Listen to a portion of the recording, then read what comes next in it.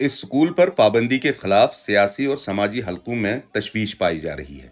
Sirajul Uloom school जो इल्म ही नहीं, दीन ही नहीं, सब चीजें सिखाता है, which has produced doctors, professionals of excellent repute, उनको बैन किया गया, एनसी सरकार ने बैन किया गया। मैं एनसी से पूछना चाहती हूँ, अगर आप कहते हैं कि law and under comes under education, तो आपके अंडर आती है, आपने कैसे इस इंस्टीट्यूशन को बंद होने दिया? इंडिया के ज़ेर-इंतज़ाम कश्मीर के शोपियान ज़िले में ये बहुत बड़ा तालीमी इदारा जहाँ 800 से ज़्यादा तालिब इल्म ज़ेर तालीम हैं और 60 से ज़्यादा फैकल्टी मेंबर्स हैं।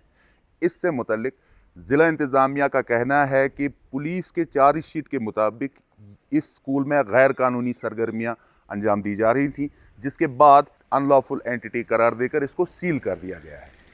ज़ाहिर है 800 से ज़्यादा तालिब इल्म इस वक्त घरों में हैं, एकेडमिक सेशन अपने पीक पे है, लेकिन वो स्कूल नहीं जा पा रहे हैं। इसके साथ ही हमने कुछ असातिज़ा से फ़ोन पर बात की और वो भी कैमरे के सामने आने के लिए तैयार इसलिए नहीं है क्योंकि वो एहतियात बरत रहे हैं, क्योंकि बहुत बड़ा प्रोहिबिटरी ऑर्डर इस पर चस्पा किया गया है।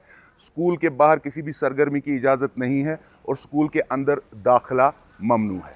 प्राइवेट स्कूल मालिकान की अंजुमन ने भी इस पाबंदी पर सख्त रद्द-अमल का इजहार किया। देखिए, स्कूल होता है, स्कूल में क्या पढ़ाएंगे? स्कूल में वही सिलेबस पढ़ाएंगे जो बोर्ड का है। उसके बाद जो स्कूलों को बंद किया जाता है, ये अफसोसनाक है। जब 90s में यहाँ मिलिटेंसी थी, स्कूल जलाए गए, पुल जलाए गए।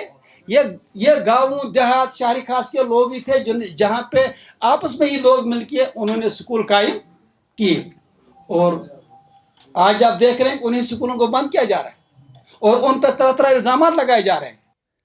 सियासी रहनुमाओं ने सोशल मीडिया पर हुकूमत से इस फैसले पर नजरसानी की अपील की है। स्कूल पर अचानक पाबंदी ने बच्चों और असातिज़ा के साथ साथ वालिदैन को भी तज़ब्ज़ुब में मुब्तला कर दिया है। इसी गैर यकीनी सूरत हाल के बीच अब बच्चों के वालिदैन स्कूल से उनका सामान समेटने लगे हैं।